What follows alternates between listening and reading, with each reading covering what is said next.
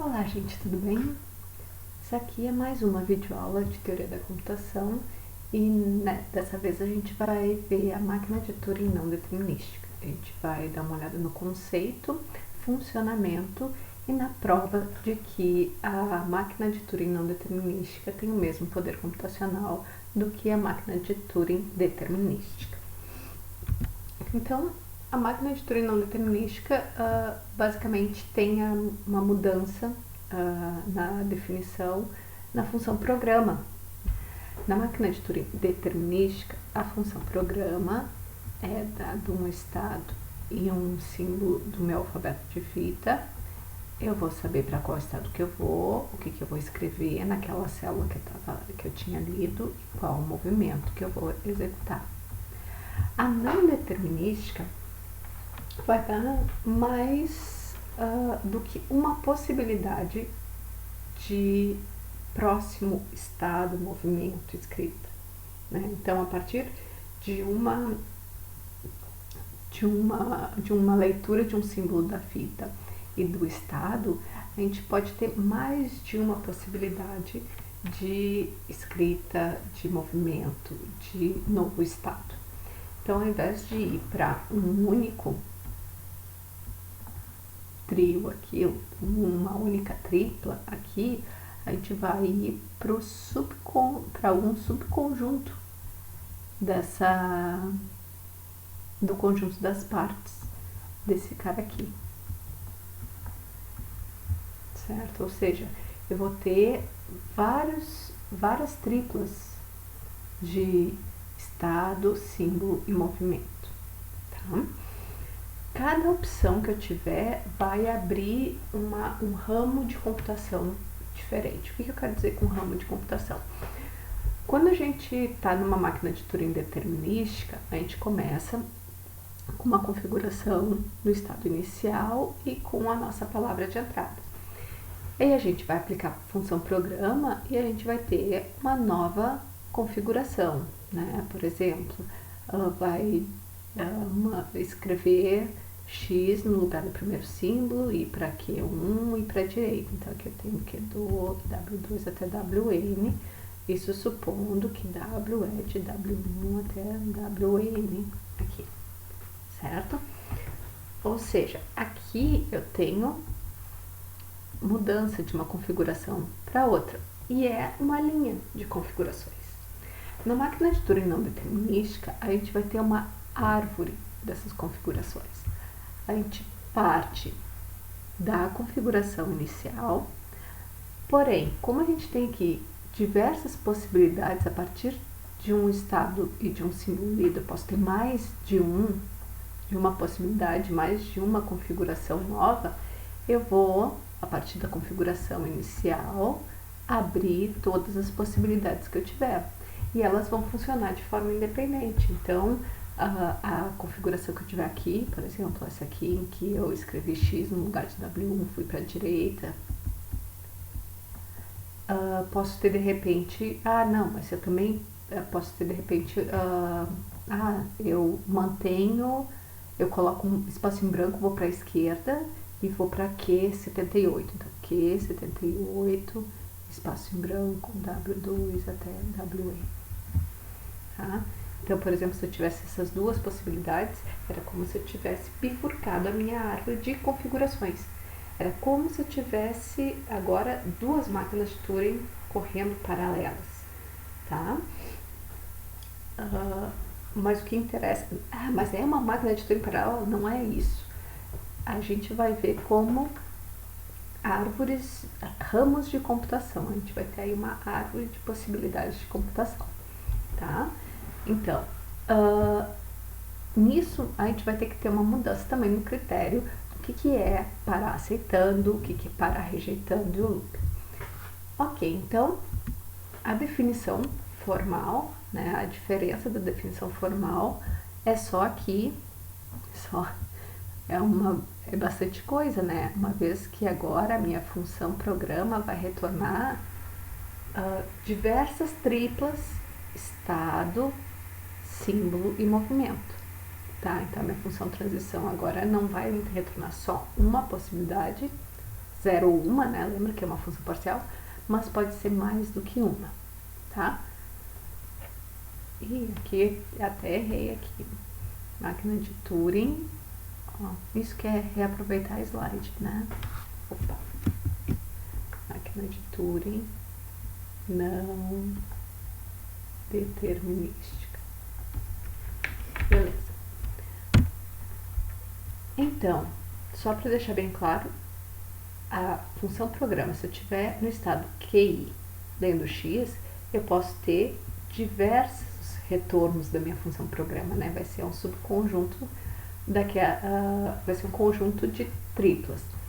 Então, o que significa?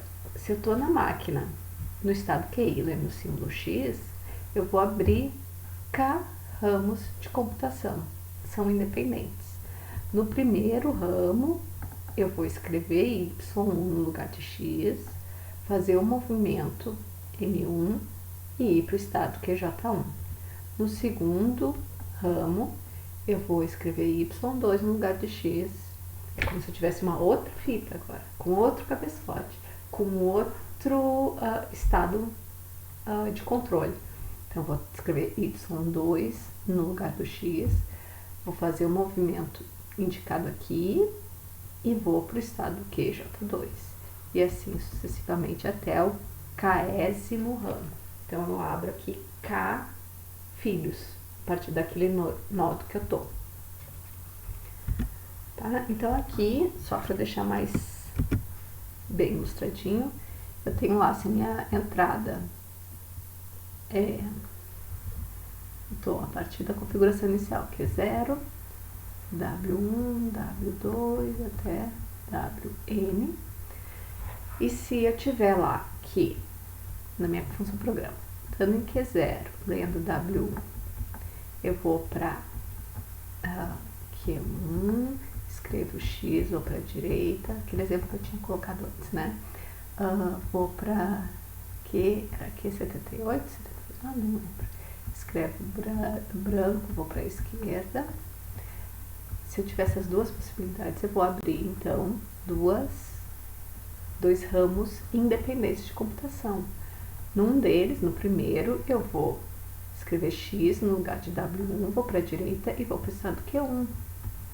X, Q1, W2, WN.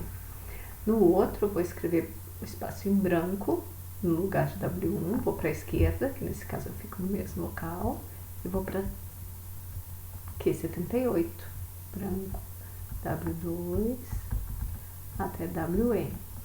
Ok, a partir daí, aqui em cada um dos ramos são independentes. Então, eu vou verificar a função programa aqui de Q1 lendo W2, vou ver o que retorna, e aqui eu vou ver a função programa de Q78 lendo o símbolo de branco. Se aqui tiver, sei lá, 3 possibilidades, eu vou abrir 3 ramos de computação, né? Se aqui tiver só uma possibilidade, eu vou abrir uma só. E assim vai, tá? Eu vou seguindo a minha árvore, tá? Mas daí, quando é que eu paro? Quando é que eu aceito? Quando é que eu rejeito? Bom, eu tenho aí diversos ramos, né? Qual é o meu objetivo? É parar e aceitar, tá? Mas o que é aceitar? Pra mim, o que vale? Vale se em algum momento, em alguma possibilidade, eu acho aceitação. Então, a máquina de Turing não determinística é uma maga, né? Ela tem uma bola de cristal, porque ela sabe qual é o melhor ramo a seguir. É como se ela só pegasse aquele ramo bom. Ah, esse aqui vai dar para aceitação. Então tá, então é esse aqui que na verdade eu tô fazendo, né? A gente vai ver como abrindo vários tal, e se um caminho dá certo, já tá ótimo. Basta que um caminho aceite e eu vou aceitar. Então, aqui é a minha questão da aceitação, tá?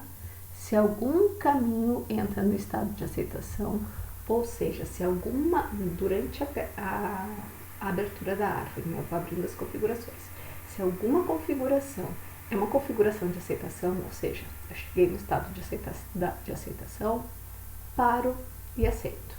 Não me importo com os outros ramos. Tem trocentos outros ramos que estão abertos ainda, podem estar computando e tal. Não quero nem saber. Parei, aceitei. Ok. Quando é que a máquina rejeita? Para e rejeita. Tá? Quando eu digo aqui rejeitar, eu estou falando de parar em rejeição. Ok? Então, quando é que uma máquina para em rejeição? Se todos os caminhos param rejeitando. Ou seja, eu vou abrir diversos ramos de computação, nenhum entrou em aceitação e todos terminaram rejeitando. Seja porque não tinham a função programa definida para aquela configuração, né? Morrem por indefinição, ou seja porque entraram no estado de rejeição. Tanto faz, mas eu tenho que ter todos os ramos parando, rejeitando. Por último, nosso não tão amigo loop. Quando é que eu digo que uma máquina de Turing não determinística entrou em loop? Bom, ela não pode aceitar, né? Porque a gente diz, se um caminho aceitou, não quero saber do resto, aquilo lá vai estar aceitando. Mas tinha aquele caminho lá que ia entrar em loop. Tá? Então, eu não posso estar com aceitação. Ou seja, se nenhum caminho entra no estado de aceitação. E eu tenho pelo menos um caminho processando indefinidamente. Um caminho em loop, né? Se eu for pegar a árvore de computações, de configurações, eu não vou ter nenhum ramo que chegue no estado de aceitação e tenho pelo menos um ramo que é infinito em profundidade. Tá bom? Notem que em largura a gente não tem possibilidades de infinito. A árvore em largura não é infinito, mas em profundidade ela pode vir a ser, caso algum ramo entre no loop. Beleza. Aqui um exemplo, tá, de máquina de Turing não determinística. Isso aqui é um exemplo à la louca que eu fiz. Resolvi assim, vou fazer uma máquina de Turing não determinística, quero que apareça aqui o não determinismo, pra gente brincar um pouco. Então, notem o seguinte, onde é que está o não determinismo? Ele aparece em, pelo menos, eu acho que 3 locais. Em Q0, lendo 0, estou em Q0, lendo 0, tenho 2 possibilidades de movimento, tá? Então, eu vou até dizer o seguinte, que essa aqui é a minha possibilidade número 1, e essa aqui é a minha possibilidade número 2, ditando em Q0, lendo 0, tá? Que mais? Em Q2, lendo 0 também. Q2, lendo 0, estou em Q2, lendo 0, também tenho 2 possibilidades aqui, tá? Então, aqui eu vou chamar minha possibilidade 1.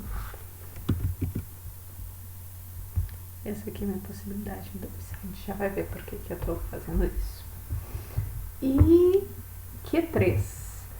Q3 lendo 1. Também Q3 lendo 1. Eu tenho também 2 possibilidades. Professora, quer dizer que só posso ter 2? Não. Fiz assim mais simples, né?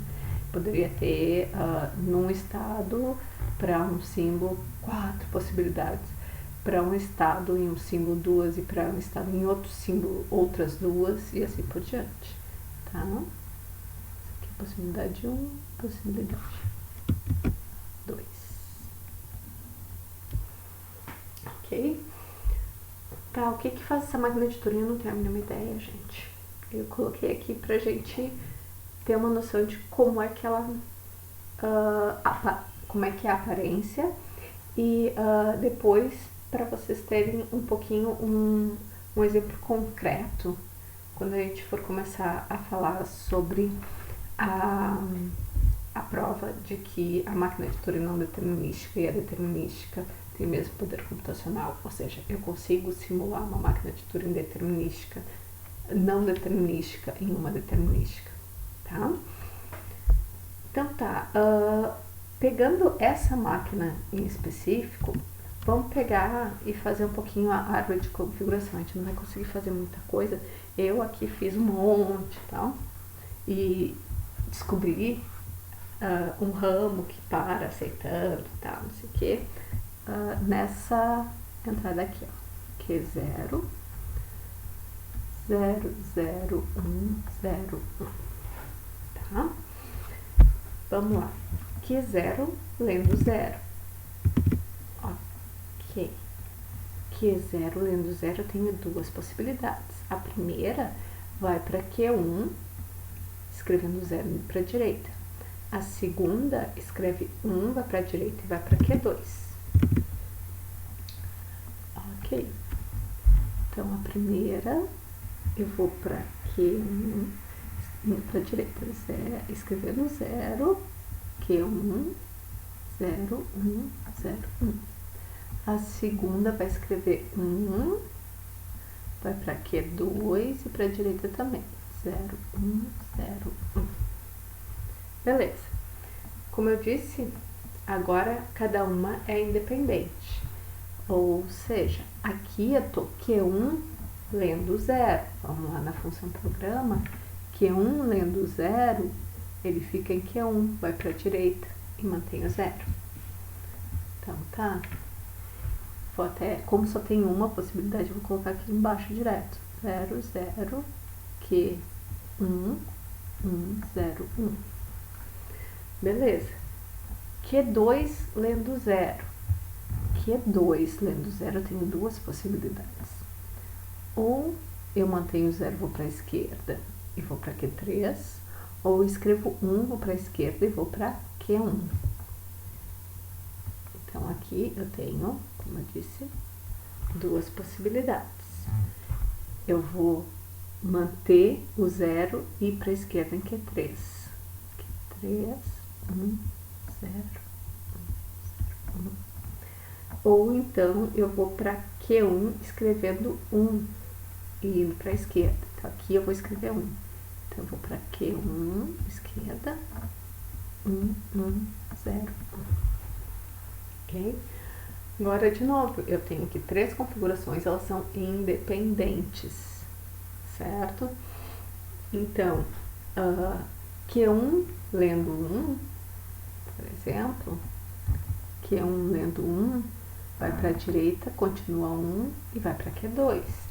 Então, eu tenho dois locais em que eu tenho Q1 lendo 1. Aqui eu tenho 0, 0, 1, Q2, 0, 1.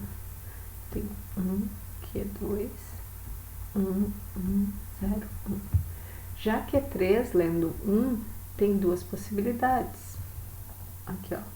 Ele fica em Q3 mesmo indo para a direita, ou ele volta para Q2 indo para a direita, mas escrevendo 0. Então, 1, Q3, 0, 1, 0, 1. Ou eu escrevo 0, 0, Q2, 0, 1, 0, 1. E assim a minha computação vai correr, tá? Mas notem o seguinte, né? O que eu fiz aqui? Aqui eu disse, olha, aqui eu peguei a possibilidade 1, aqui eu peguei a possibilidade 2. Aqui eu só tinha uma possibilidade, tá? Como se eu tivesse pego a possibilidade 1, aqui eu só tenho uma possibilidade. Aqui eu tinha duas, né? Eu peguei aqui desse lado a possibilidade 1, a possibilidade 2. Né? Daqui só tinha uma aqui, certo? E isso é crucial para a gente entender daí a prova de que a máquina de Turing determinística e a máquina de Turing não determinística têm o mesmo poder computacional. Ou seja, eu consigo simular uma máquina de Turing determinística e uma não determinística e também o contrário, que é mais difícil. Tenho uma não determinística e consigo fazer uma máquina de Turing determinística que simula aquela. Então tá, como eu disse, né, mesma história das outras provas, né, um lado é óbvio e direto, o outro é bem mais complicado. Então, primeiro o óbvio e direto. Eu tenho uma máquina de Turing determinística. Eu tenho daí uma não determinística que simula essa? Claro que sim. Né? Quem é essa máquina de Turing não determinística? Uma máquina de Turing não determinística que não usa o seu não determinismo. Que todas as vezes que eu tenho uma função programa, o máximo de possibilidades que eu tenho é 1. Então, eu sempre vou ter uma única linha, ao invés de ter... Eu não tenho ramificações. No máximo, eu continuo na mesma linha ou eu paro, por indefinição. Ok? Tá, e do outro lado. Como é que eu simulo uma máquina de Turing não determinística e uma máquina de Turing determinística? A gente vai fazer isso trabalhando com uma máquina de Turing primeiro de 3 fitas. Tá? A gente vai utilizar 3 fitas para deixar mais organizado a coisa toda. E depois, como a gente sabe que uma máquina de Turing de 3 fitas pode ser simulada por uma máquina de Turing de uma única fita, a gente faz aquela simulação e daí a gente tem a nossa máquina de Turing de uma só fita. Ok. Qual é a ideia? É percorrer a nossa árvore de configurações. Percorrer todas as possibilidades até encontrar um estado de aceitação. Tá? O que é isso? É uma busca numa árvore, tá? A gente vai fazer busca em árvore para ver se a gente acha uma configuração de aceitação. Nosso objetivo é achar uma configuração de aceitação. O que é uma configuração de aceitação? É uma configuração em que o estado que eu estou é o estado de aceitação. Beleza. Então, basta fazer uma busca nessa árvore, ok? Que tipo de busca eu vou usar? Busca em largura. Por quê? Porque busca em profundidade pode dar problema. Pensa um pouquinho. Busca em profundidade indica que é como se eu fosse simular só uma possibilidade da minha máquina. Né? Lembra que eu disse, é como se disparasse diversas máquinas de Turing em paralelo. Se eu fizer a busca em profundidade, é como se eu dissesse, tá, computa essa primeira, vejo, né, se deu certo, se não deu certo, faço a segunda e assim por diante. Agora, uma máquina de Turing pode entrar em loop. Então, se eu por um acaso coloco em profundidade, aquele ramo pode entrar em loop. E quem disse que de repente um outro ramo mais para lá não aceita? Então, a busca em profundidade pode dar um azar danado. Enquanto a busca em largura, eu disse, como a gente sabe que o número de possibilidades de da função programa, estando num estado, lendo um símbolo, ela é finita. Então, o número de ramos que eu tenho é finito. Então, o que eu vou fazer?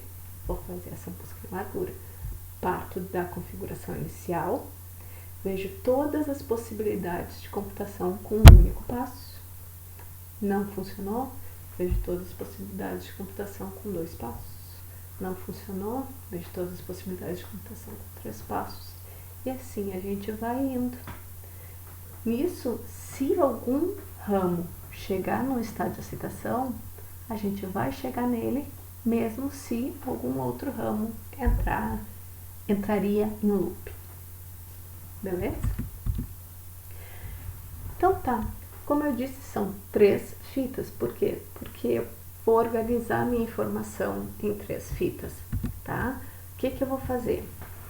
Minha primeira fita é a minha fita onde eu tenho a minha palavra de entrada, certo? Então, aqui vai ficar a palavra de entrada, né? A nossa fita 1, aqui tá a fita 2, fita 3, que é a palavra de entrada.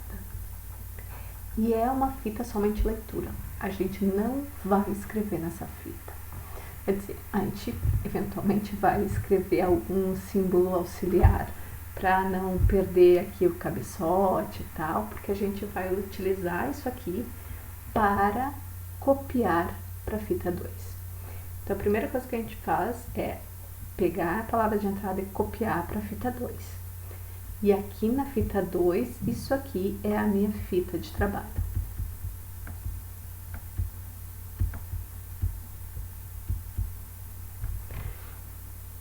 A fita 2 seria a fita da minha máquina de Turing não determinística. Só que, lembra, né? Eu posso ter é como se eu tivesse diversas máquinas de Turing não determinística operando em simultâneo, tá? Cada uma com a sua fita. Só que eu vou fazer uma de cada vez, com um número X de passos. Então, eu vou tentar sem nenhum passo, com um passo, com 2 passos, e eu vou trabalhar na fita 2. A fita 3, a gente vai chamar como fita de endereço. Como assim? Ela vai nos guiar na nossa árvore. Pegando aqui esse exemplo, o endereço nada mais é do que, tá? Qual é o ramo que eu vou percorrer, né? Para eu chegar, por exemplo, nessa configuração, eu peguei o endereço 211, ok? Então, eu vou ter um endereçamento de todas as possibilidades, todos os meus possíveis caminhos a partir de uma árvore de configurações. Ah, mas como é que eu sei? Olha, a gente pega a nossa função programa e vê qual das possibilidades, qual dos conjuntos que ela retorna é o maior deles, né? Aqui a gente tem todos eles, pegando aqui, a gente tem aqui não retornando nada, tipo quando eu tô em Q2 lendo a palavra vazia, o símbolo de branco, Q2 lendo o símbolo de branco, não tem definição, ok. Quando eu tô em Q1 lendo 1, eu só tenho uma possibilidade. Quando eu tô em Q0 lendo 0, eu tenho 2, né? E o máximo que eu tenho é isso. Então, o nosso número mágico aqui é 2, tá? Ou seja, eu vou pegar esse maior número e daí eu vou fazer todas as possibilidades de endereçamento, ou seja, eu vou fazer as palavras, né, com esse número de símbolos em ordem lexicográfica. O que é isso? Uma coisa que vocês provavelmente trabalharam lá em linguagens formais e autômatos, em que eu vou pegar então esses meus símbolos, nesse caso aqui eu tenho símbolo, os meus símbolos vão ser 1 e 2, tá? O meu alfabeto vai ser 1 e 2, eu vou pegar todas as palavras sobre esse alfabeto, ou seja, eu tenho a palavra vazia, depois eu tenho todas as palavras com um único símbolo, todas as palavras com 2 símbolos, todas as palavras com 3 símbolos, e assim a gente vai, ok?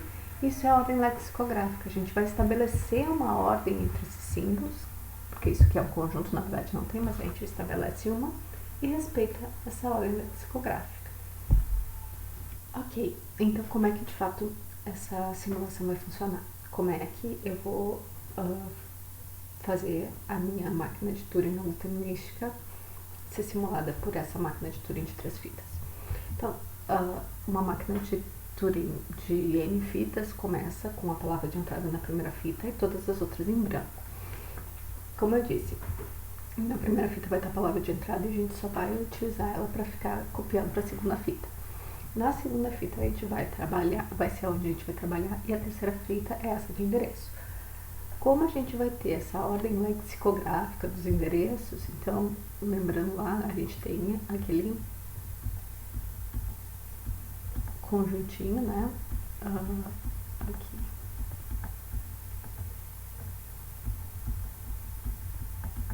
Esse vai. A gente tem como ter uma rotina que estabelece essa enumeração de palavras, né? Então, F3, essa fita 3, o que vai fazer é pegar o próximo endereço a partir de um conjunto de um conjunto de símbolos que são as possibilidades de endereçamento.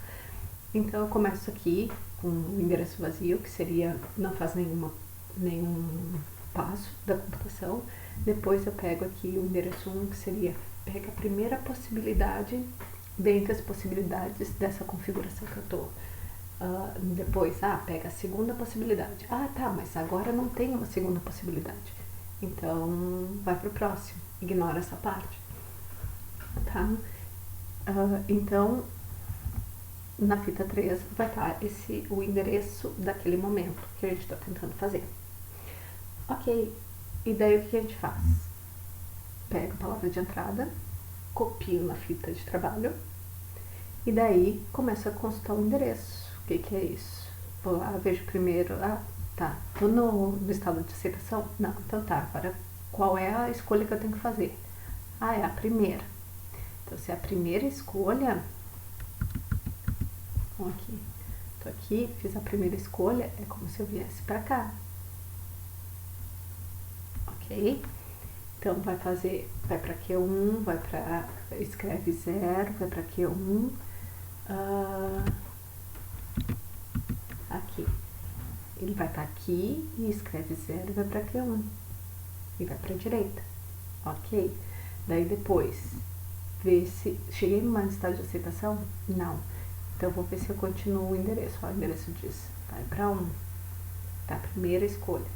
Então, lá, tá aqui, na primeira escolha, tô aqui, Q1, leio 0, primeira escolha é escrever 0 e para a direita e manter Q1. É o que eu vou fazer. Foi isso que foi feito aqui. Fui para a direita, escrevi 0, fui para a direita e me mantive em Q1. Agora vou estar em Q1 e vou fazer a primeira escolha possível. E assim sucessivamente, tá? Até que termine meu endereço. Ou eu ache um estado de aceitação. Se eu achar esse estado de aceitação, eu paro e aceito e tá todo mundo feliz. Se por um acaso eu continuar e terminar meu endereço, chegar aqui num símbolo de branco, eu vou apagar aqui meu endereço, pedir o próximo, nesse caso aqui seria 2, ou seja, o próximo da ordem lexicográfica. Aqui eu apago, eu retorno, eu tiro tudo que tem aqui na fita de trabalho, ignoro, pego a palavra de entrada, coloco de novo na fita de trabalho, começo aqui em Q0 e vou trabalhar no meu endereço. E assim vou fazendo. Se por um acaso nesse endereço tem algum endereço, né, endereçamento, algum dizer, faça a terceira escolha. E para aquele estado, para aquele símbolo eu não tenho 3 escolhas, eu tenho 2, então eu passo para o próximo endereço.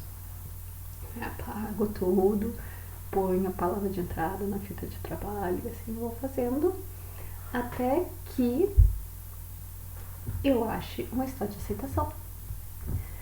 Se eu não achar um estado de aceitação, eu vou ficar procurando endereço. Professor, então isso vai entrar em loop sempre. Se eu não aceitar. Bom, primeiro, eu tô aqui querendo aceitar a mesma linguagem, tá? Mas e a questão de se é uma reconhecedora ou uma decisora? Bom, daí a gente vai ter que cuidar com relação a esses endereços. Por exemplo, eu sei que com o estado tal, X, tal, a partir daqui, por exemplo, se eu dissesse que isso aqui não tem um segundo, então eu saberia que todas as palavras com início 2, eu descartaria. Então era como se eu fizesse um crivo e retirasse aqueles endereços que já são inválidos. Então existe algoritmo para fazer com que as máquinas de Turing não determinísticas decisoras e mantenham decisoras também. Essa que a gente está vendo aqui, ela pararia só no caso de aceitação e no caso de não aceitação a gente ficaria lá tentando endereços, tá? Mas então tá aqui, né? O que a nossa máquina de Turing de 3 fitas faria: copiar o conteúdo da primeira fita para a segunda fita, usar a fita 2 como fita de trabalho, fazendo exatamente a função programa da não determinística, sendo guiada por qual escolha a partir do que está na fita 3. Tá? Se eu achar o estado de aceitação, paro e aceito. Se não, vou para o próximo endereço e faço isso tudo de novo. Era isso. É uma prova um pouquinho mais complicada, e se vocês pensarem um pouquinho, nossa, deve demorar bastante para executar um negócio desses, né?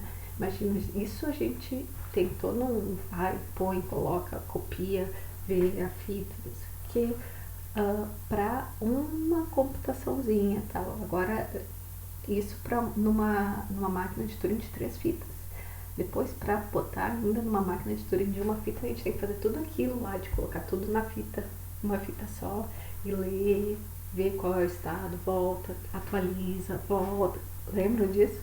Então, uma máquina de Turing de uma só fita, que simula uma máquina de Turing não determinística, é muito mais lenta, né? A gente tem um ganho de velocidade na máquina de Turing não determinística.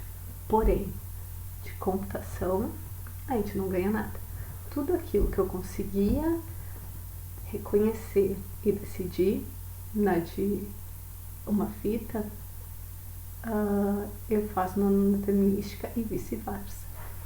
Tudo que eu consigo fazer na não determinística, eu consigo fazer na determinística de uma só fita. Demora pra caramba, mas eu consigo. É isso, gente, com relação a variantes de máquina de Turing.